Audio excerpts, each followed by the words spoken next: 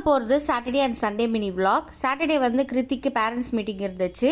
So Saturday போயிட்டு அவனோட friends வந்து 2 பேர் இருக்காங்க. இவங்க 2 பேர் வந்து பார்த்திங்கன்னா ஸ்கூல் மாற போகிறாங்க. ஸோ அதனால் லாஸ்ட்டாக ஒரு குட் பை சொல்லிவிட்டு அதுக்கப்புறம் கிருத்திக்கோட ரிப்போர்ட் கார்டெலாம் வாங்கிட்டு வந்துட்டோம். சண்டே மார்னிங் இன்னைக்கு காலையில் வந்து எல்லாமே செடிங்களுக்கு உரம் போட்டுடலாம் அப்படின்னு. ஏன்னு பார்த்தீங்கன்னா நம்ம நெக்ஸ்ட் வீக் வந்து அம்மா வீட்டுக்கு கிளம்ப போகிறோம்.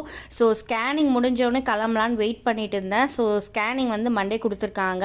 முடிஞ்சவொடனே எப்போ போகலான்னு டிசைட் பண்ணிவிட்டு கிளம்ப வேண்டியதுதான். எப்படா போகும்னு இருந்துச்சு. ஏன்னா உண்மையிலே மந்த் ஆக ஆக இப்போ எனக்கு 7 மந்த் ஆக ஆக ரொம்ப கஷ்டமாக இருக்குது. இத்தனை நாள் வந்து ரெஸ்ட் எடுக்காமல் வேலை செஞ்ச காரணமே கிருத்திக்கோட ஸ்கூல் இருந்ததுனால தான்.